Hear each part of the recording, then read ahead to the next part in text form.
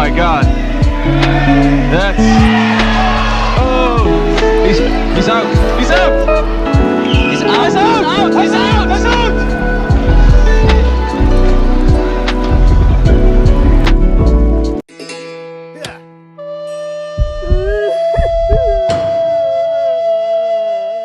Hey guys, Rob here with McDojoLife, and the match you just got done watching took place on June 23rd at the Versus Invitational Jiu-Jitsu Grand Prix in the Netherlands. The video shows Rene Handel putting Sven into a rear triangle choke, choking him unconscious, and then breaking his arm. This, of course, occurs while the referee stands idly by doing literally nothing. I guess he was checking his phone or something. That footage has recently gone viral for obvious reasons, leaving many shocked and appalled. Some people blame the fighter for causing unnecessary injury to an unconscious opponent, while others blame the referee for just standing by and watching it happen. Recently, I was able to sit down with both of the athletes involved in this situation and pick their brain to get their point of view. Here's what Sven had to say. My name is Sven Groten. I'm from Cologne, Germany. I'm head coach and one of the owners of Game Theory Jiu-Jitsu. I'm a black belt in both luta libre and jiu-jitsu, so I'm a jiu-jitsu black belt. I've competed everywhere from like the tiniest local tournament up to Polaris and ADCC European trials. So I've been around, I've been through the waters. I competed for the event for Versus once before. They are fairly close by in Eindhoven in the Netherlands. That's like a 2.5 hours drive from where I live. I've even known a couple of the guys before they started this event because they also have a gym there and well-established teams. And like I'm gonna say that a couple of times probably, but I really like and appreciate the people doing it, especially the head of the whole thing. I've known him for a while, and he's also been around in the scene for forever. I've competed for them once before. They've done the event a couple of times before. I've been on their like invitational super fight show event. They also do like a regular local tournament. Yeah, and this time I've been on the second time for an 88 kilo Grand Prix. Yeah, just after the first time I was up there, I told them I'd gladly be on again. Yeah, and so it went. Leading up to the fight, did you or your opponent have any animosity towards each other? We knew each other. We've rolled before, I think once. I know his team, he knows mine, so like the scene is pretty close. There was no animosity. I think to a degree, like a good portion of competitiveness. Both him and me are just very, very competitive people. And I think we've both been on each other's radar. I think I'm slightly more accomplished because I've been around way longer, and I've been competing for longer. And I guess to a degree I had a target on my back, but no animosity or anything. And basically same for him, because like I knew about him, I know he's pretty good, but absolutely no animosity, no bad feelings. So you're in a Grand Prix, so it's an 8-man bracket tournament. And I guess that was the finals? It was the final. We both won our 2 previous matches and then went on to go into the finals. I cheered for him to win his second fight because I wanted to go against him in the final. How did your first 2 matches end? I won both of them. Like first one, I think within like 35 seconds by knee bar. And then the second, I think it took slightly over a minute. Also by dog bar, so knee bar too. So that went pretty fast and pretty smooth. You made it past your first 2 matches. He made it past his first 2. You've gotten to the finals. It's time for you guys to make it happen. Could you walk me through that match all the way to the end? The match itself went pretty fast. I somehow fucked up fairly early and just ran into a side triangle. I knew he's a good leg locker, so I kind of kept my legs back and my hips back, and I think I just went a little too shoulder heavy. He grip fought pretty well, so I just kind of fell into a triangle situation and then tried to turn out of it, and he switched it to a rear triangle. It was on pretty tight right away, and he tried to separate my arms. I was holding on to my arm, and at some point I felt my arm was for the moment in a safe position. The triangle was way more of a concern. So the last thing I remember is that I'm trying to reach basically under my arm and reach behind the foot that's locking the triangle to try and pry that open, and then basically my memory cuts out. As I watched the video, I saw that after that I tried to reach to tap. I reached for his knee to tap, And like as I was moving my hand towards his knee, my hand dropped and I went out. So like my legs went limp, and I think the camera perspective catches it pretty well that my hand goes back from his legs and then back to tap. And as I'm reaching, I go out. And then of course the rest I don't remember. So apparently then he obviously snapped my arm while I was out. I came back to my senses staring at the lights with the good old legs up in the air, and slowly realized that I was out and started laughing maniacally. I just laughed as soon as I regained consciousness, because I think my first thought was, well, that's humiliating, being choked out on a big stage. And yeah, still laughed as they basically as they raised his hands. And I realized, fuck, why does my elbow hurt so bad? And it started, I guess the adrenaline dropped and I came to my senses more and more. So you didn't know at the time that he had completely just snapped that thing? No one told me until I think everyone was completely overwhelmed by what just happened.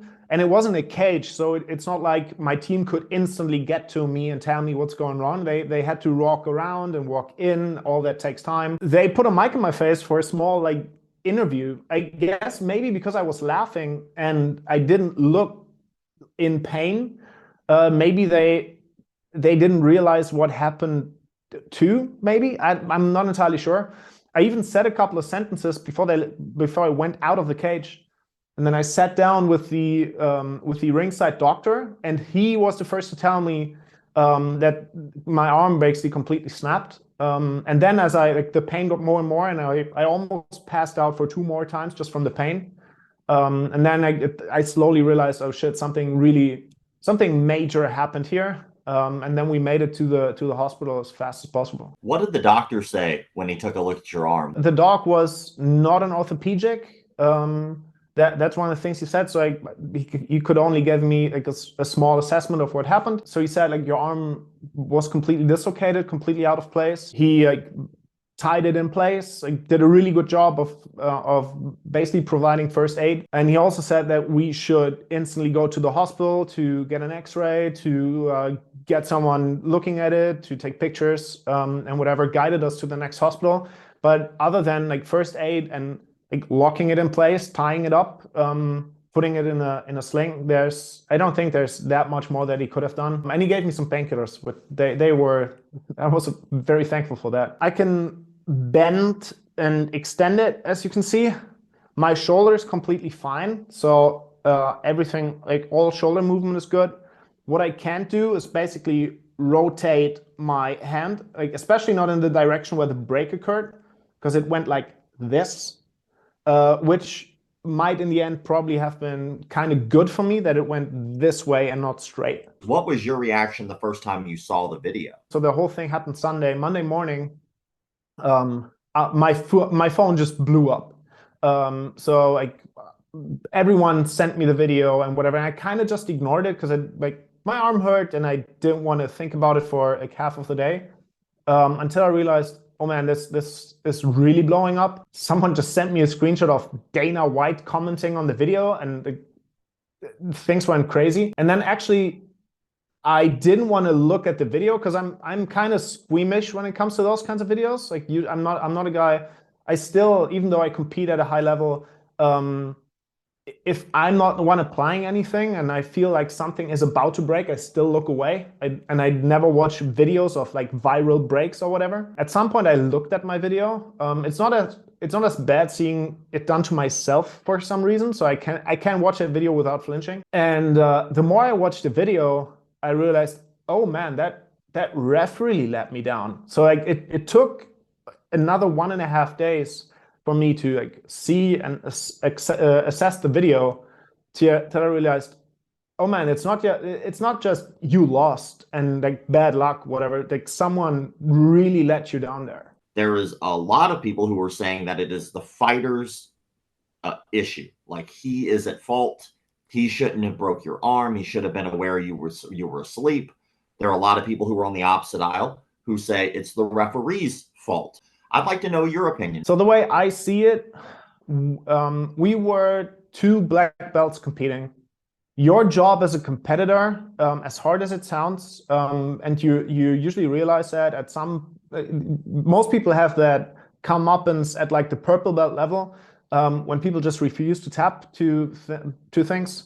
I think our job is to break limbs, and it's other people's jobs to prevent that. It would have been my job to prevent that technically or by tapping, which I tried. And then we have that big fail-safe safety line of the third man on that mat or in that cage. That's the referee that takes over your part when you are no longer able to do it.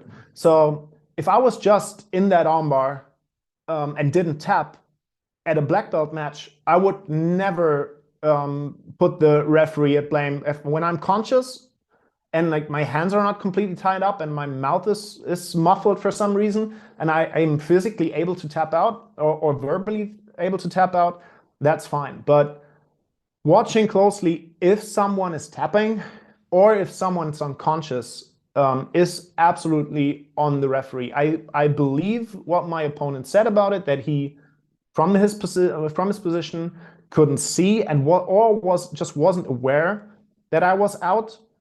People keep saying it. He should have noticed that. I think he was nervous in that match with me. I think he really wanted to win that thing. He wanted to prove a point against me. So he was under adrenaline, under stress. And in the heat of the moment, I cannot blame him the slightest. In my view, it's all on the referee. I think there's a full 7 seconds between the attempted tap and the arm break. I think there's almost a full 5, 6, 7 seconds between me visibly passed out and my arm breaking. You hear the commentary guys yelling, "He's out, he's out, he's out." And there are several "he's outs" before my arm snaps. From my point of view, I absolutely do not blame my opponent. We both tried to break each other's limbs, even though I didn't get an attempt at it. And it's the referee's job to try and prevent that. People might have different opinions on that, but that's just the way I see it. And he didn't yank the arm like a crazy person as soon as he broke my grip. He was wondering why the fuck I wasn't tapping, and just applied it more and more and more and more, as he should, which even gave the referee even more time to just intervene. So no blame on my opponent, all heads up to him. We texted back and forth. I told him personally, I said that publicly. I put that all on the ref. What do you think could be done in the future? Like, do you think there should be different fail safes in place? Do you think maybe this referee should be removed? Or what's your opinion about that? Very specifically about that ref, and more generally about ref responsibility, because that's the one good thing I want to get out of this, is that we maybe have more of a discussion about ref responsibility. Amongst all the hundreds of people that messaged me that I know or don't know, until this point, the ref himself did not reach out. I forgive the guy personally. I'm being a good Christian about this, and I'm forgiving him as a person. But on a professional level, I truly think that he should not be allowed to be a referee again. Even though apparently, according to the organizer, he has his IBJJF certificates. He himself is a black belt and has done that job for years. I heard several people saying that he's kind of infamous for not being very aware when he's doing his job. I think he shouldn't do that again. I think you only get one chance to be drunk on the wheel and run someone over. We can forgive you as a person, but you're not getting behind the wheel of a car again. That's the way I see it with him. I think the wiser thing is to really approach the organizers of tournaments. There's video material now of every match that ever happens, so it should be fairly easy to show them. I personally have the experience that gets kind of swiped off, and whatever, people don't really care about it. I think that's very much on the organizers of tournaments. If coaches approach you complaining, and not about refs not giving points or not seeing scoring actions or whatever, but referees putting competitors' safety at risk by being too lazy to move around to get a better view at something, or by reacting late to taps or whatever, I think organizers should really take that seriously and really address the problem. I think most of it can be solved by coaches and organizers communicating, and organizers like really listening to the word of their coaches, and then having a stern look at their refs and also their ref situations. I mean, I know how much it sucks to ref for 6 hours without a break and all you see is shapes. It's not a great job to do. It was different on that event because it was just that super fight event and they switched refs out. But on tournaments, it's really hard. So what do you think about people who are asking you to sue? Of course, a lot of people commented, like, sue the guy and whatever. I don't know. The situations in different countries are different. For me, I would probably have to get a Dutch lawyer. I'm German, but it happened over in the Netherlands. It would be a civil suit, so I would pay my own expenses in that. Money you get for injuries in Europe is very, very low, I think, compared to the States. So you'd probably just get back what your lawyer cost you.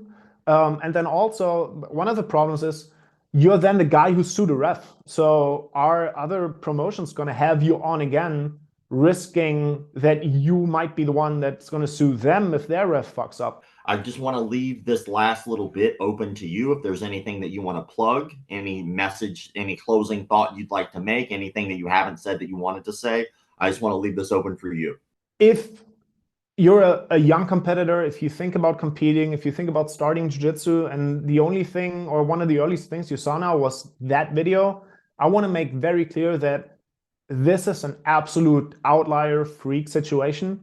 This is not what jiu-jitsu is. This is not what competing is. If this deters you, like seeing this video deters you from competing, please reconsider. Jiu-jitsu is still the greatest thing ever.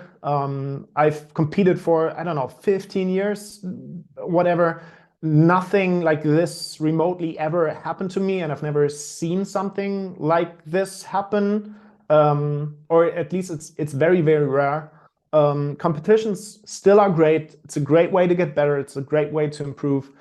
So please don't let this like deter you from doing jiu-jitsu, trying it, or trying competing. That's one thing that's really important for me. I don't want any damage being done to the picture of the sport. It's the best thing ever. It's the best thing you could possibly do. Now that you've heard Sven's side, you can clearly see that he has no animosity whatsoever towards his opponent. And since we took the time to interview Sven, here's what his opponent Rene had to say.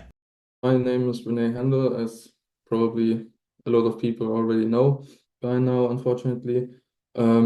So yeah, I'm 26 years old. I'm a BJJ brown belt from Germany.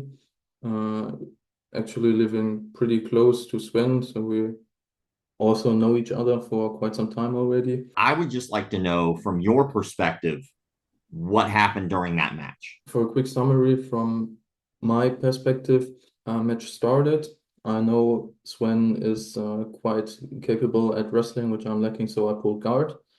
I was in the sit-up guard. He engaged.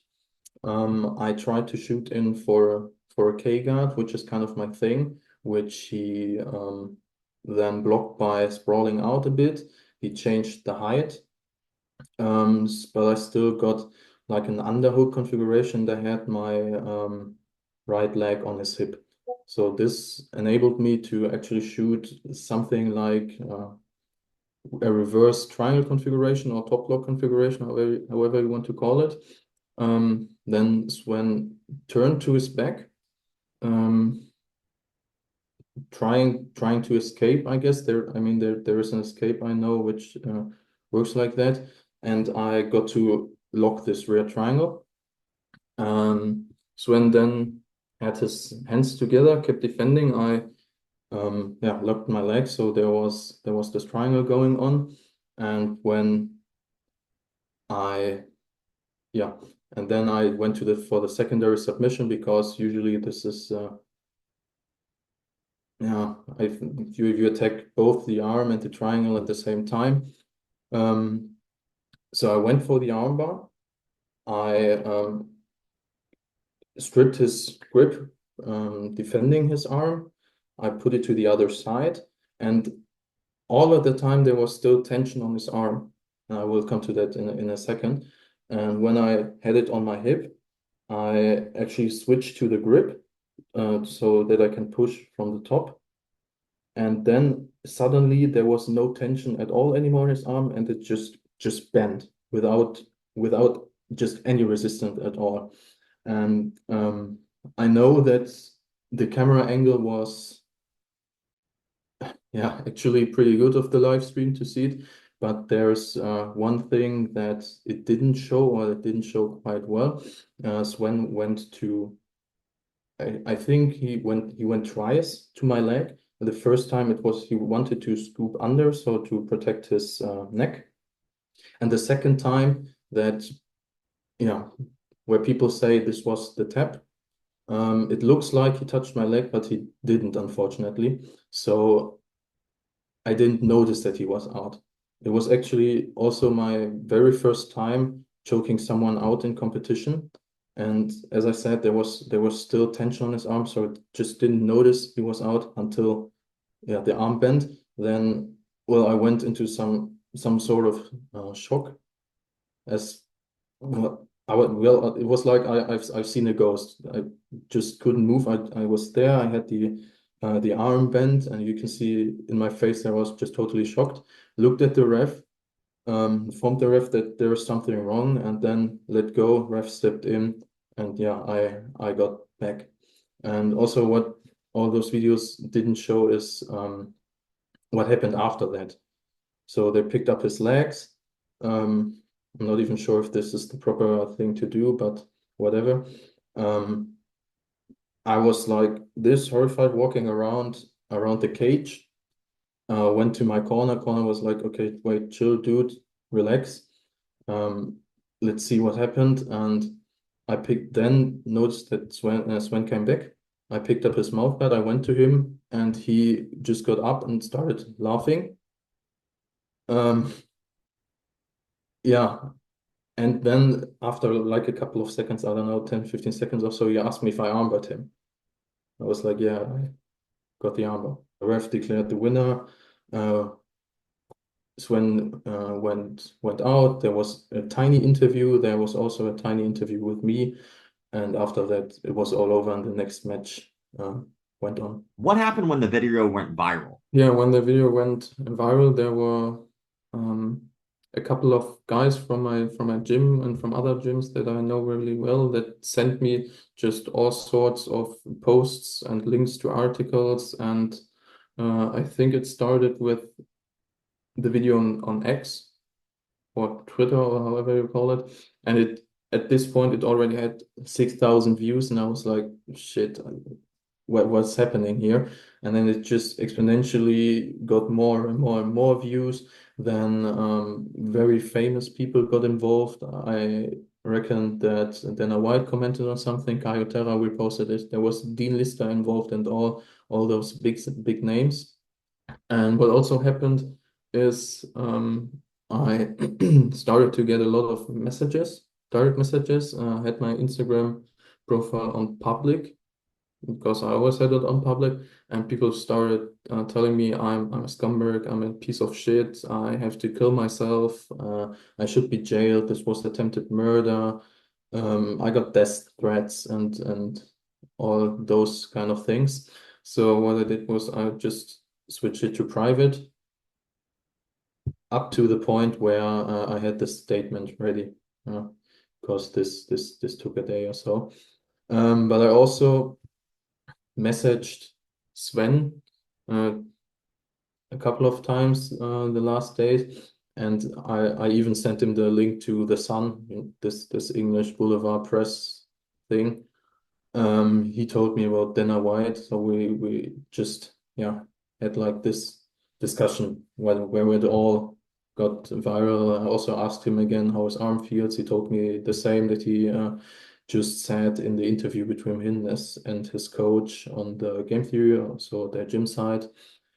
Yeah, so a lot of bad shit happens. There are also some people that, like, keep your head up. Things will pass. I know it looked horrible, but I don't blame you. Yeah, I think that's still the point. So I just received another threat like 20 minutes ago. How do you feel? Like, how are you doing mentally? Feel pretty horrible, honestly. On the one hand, obviously, because this was an kind of unnecessary injury. So I feel bad for injuring Sven. Also, I really didn't sleep well the last couple of days.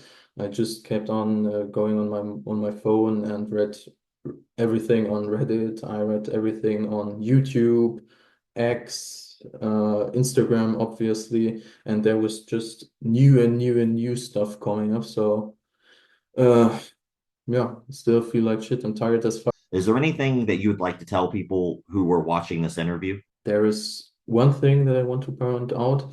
There were several comments that said it was a pleasure for me to break his arm, and I want to say it's totally not. As I said, I'm feeling shitty about it, and the look I gave, I know some people say it has meme potential, but yeah, I think it's not funny at all. It was like people reacting to a car accident or so. It just was a shock situation I never experienced before. So I just passed out kind of for 2 seconds or so, and then I released when I got back. So all in all, I hope that people will actually watch the interview, and that people will give me a chance and maybe think a second time about it. I know that the video looks horrible, and yeah, I think that's it.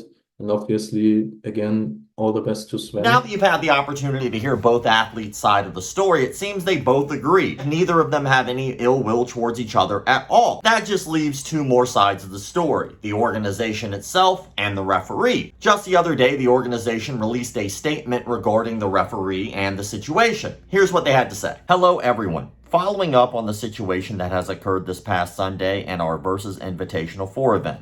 We are fully aware of the seriousness of the fault that has happened in the match. At this point, we are discussing the following steps on what to do to prevent this from ever happening again. To rectify the quality of the referee in charge of the match has completed his IBJJF course and is an experienced referee who has been around and have been a referee at various events for many years in multiple organizations in and outside of the Netherlands. Both the organization and the referee himself deeply regret the outcome of the situation and will therefore part ways with each other. The referee will no longer be an active referee in the Versus Invitational events. With this said, we feel terribly sorry to the competitors who both had a rough time after the match. We will improve the event with the needed upgrades to show once again we stand for safety and are an organization who provides athletes the stage they deserve. Yours, the team of Versus events. What we haven't heard from, though, is from the referee. Well, the referee might not have addressed it publicly to my knowledge, but the referee did, on the other hand, send a message to Sven, which obviously happened after our interview. And this is what he had to say to him. Good evening. My name is Victor. I'm 43 years old. I'm married, and I have 2 children.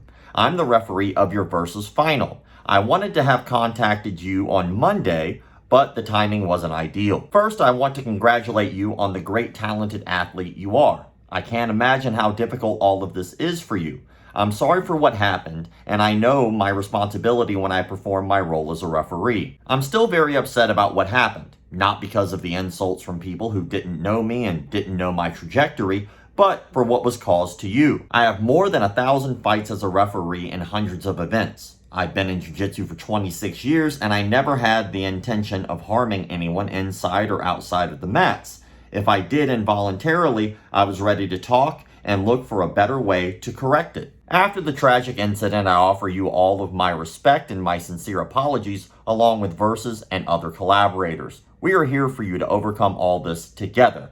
I hope we can still talk about all this in person soon. This brings us to the question of the day, brought to you by X Marshall. Be sure to answer the question of the day in the comment sections below, so that way you could be entered for a chance to win a $100 gift voucher that you could use at xmarshall.com. And let's say you don't win. That's okay. You could still use promo code McDojo10 to get 10% off any of your purchases that you purchase at xmarshall.com. Now that you've heard from all sides of this incident, What do you think about it? I simply want to know your opinion about this entire situation in the comment sections below. I look forward to reading your comments in the comment sections below. As always, thank you all for the likes, comments, shares, subscriptions, and memberships. Check out McDojoLife.com. Keep the martial arts legit. Things just haven't been the same. Living strange since my baby joined that dojo.